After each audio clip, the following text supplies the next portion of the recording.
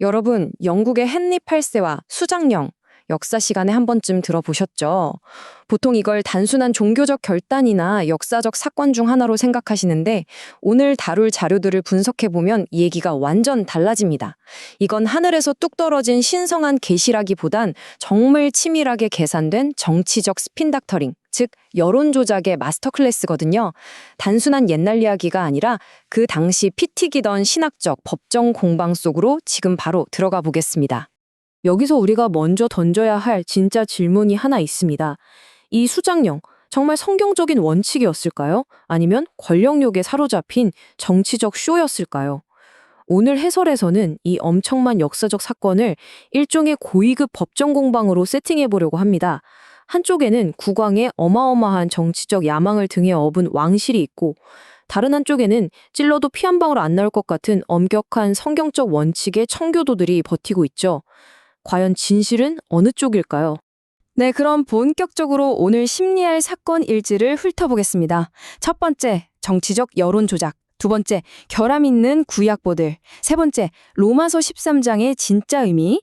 네 번째, 새로운 우상의 등장. 그리고 마지막 다섯 번째, 청교도들의 결론인 두 나라 교리입니다. 청교도들이 어떻게 왕실의 주장을 박살냈는지 하나씩 보시죠. 첫 번째 섹션, 정치적 여론 조작입니다. 성경이 어떻게 국왕의 정치적 도구로 쓰였는지 그 무대부터 세팅해 보겠습니다. 수정령, 이게 도대체 뭘까요? 아시다시피 헨리 8세에게는 굉장히 복잡한 결혼 문제 같은 아주 사적인 그리고 정치적인 골칫거리들이 좀 있었잖아요. 왕실은 이걸 정당화하기 위해 성경을 쓱 끌어옵니다. 자료를 보면 이 수정령은 순수한 신앙의 결과물이 절대 아니에요. 군주를 교회의 최고 머리로 앉히면서 철저히 정치적 필요에 의해 돌아간 일종의 국가주의적 종교 정책이었습니다. 이 뼈대를 딱 잡고 계셔야 앞으로 이어질 복잡한 신학적 반대신문을 제대로 따라오실 수 있습니다. 두 번째 섹션, 결함 있는 구약 성경 모델입니다. 왕실 측이 내민 증거 자료 A를 한번 볼까요? 국왕의 지지자들은 자기들 논리를 변호하려고 고대 이스라엘의 왕들을 벤치마킹합니다. 히스기야, 요시야, 솔로몬. 이런 성군들이 성전도 정화하고 제사장들도 통제했으니까 기독교인 국왕인 헨리 8세도 당연히 자기 영토의 교회를 다스릴 수 있지 않냐 이거죠. 꽤 그럴듯하게 들리시나요? 하지만 개혁주의 청교도들은 이 논리의 맹점을 아주 날카롭게 찌릅니다.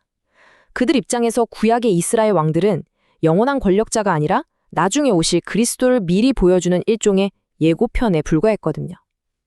이미 진짜 그리스도가 오신 시대에 세속군주가 교회의 영적 통치권까지 넘본다?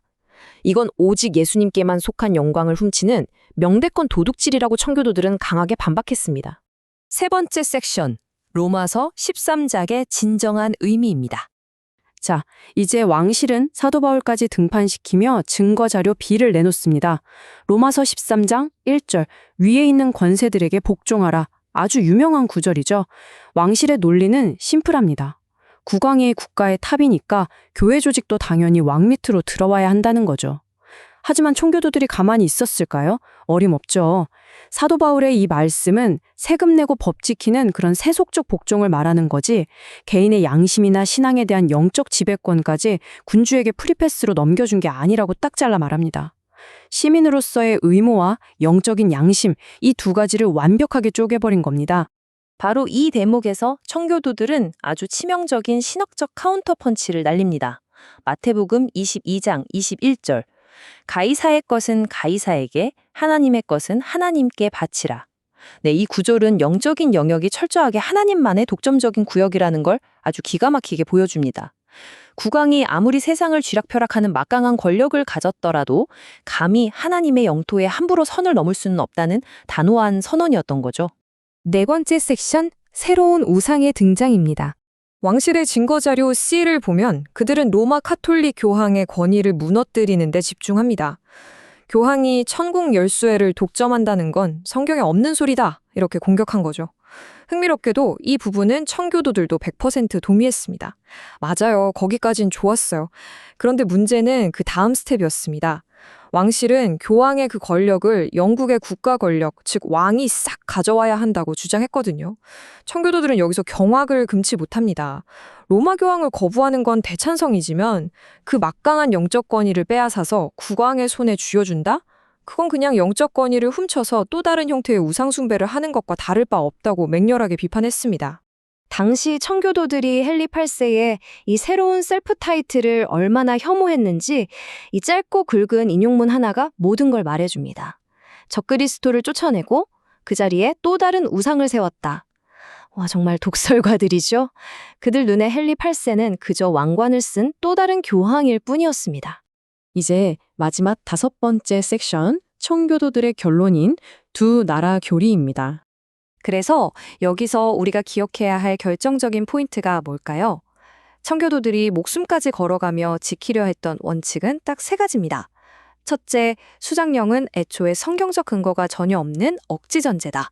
둘째, 골로새서 1장 18절에 나와 있듯이 교회의 진짜 머리는 오직 그리스도 한 분뿐이다. 그리고 셋째, 왕이 교회의 평범한 한 명의 지체가 될 수는 있어도 절대 교회의 머리 자리에 앉을 수는 없다. 아주 깔끔하고 단호하죠? 이 치열했던 법정 공방의 최종 판결을 내릴 핵심 교리가 바로 이 두 나라 교리입니다. 하나님이 세상을 다스리실 때 2가지 다른 방식을 쓰신다는 건데요. 시민들의 세속적인 통치를 위해서는 군주를 세우셨지만 교회의 영적인 통치를 위해서는 오직 성경과 임명된 직분자들만 사용하신다는 겁니다. 이 잣대로 보면 너무나 명백해지죠. 헨리 8세의 수장령은 신성한 성경의 실현이 아닙니다. 그저 로마 교황의 간섭에서 벗어나 권력을 싹쓸이하려 했던 철저한 국가주의적 종교 정책, 그 이상도 이하도 아니었던 겁니다. 자, 오늘 해설을 마무리하면서 여러분께 아주 도발적인 질문을 하나 던지고 싶습니다. 정치 권력이 영적 권위까지 주장하며 선을 넘을 때 우리는 과연 누구를, 무엇을 예배하고 있는 걸까요? 헨리 8세와 수장령, 그냥 수백 년 전 영국에서 있었단 옛날 이야기 같으신가요? 아닙니다. 국가의 힘과 영적인 권위가 뒤엉킬 때 생겨나는 이 아찔한 위험성은 시대를 초월해서 오늘날 우리에게도 똑같이 유효한 무거운 화두입니다. 권력과 신앙 사이 우리가 지켜야 할 진짜 경계선은 어디쯤일지 이 묵직한 질문을 여러분 각자의 생각 속에 남겨드리며 오늘 해설은 여기서 마치겠습니다. 감사합니다.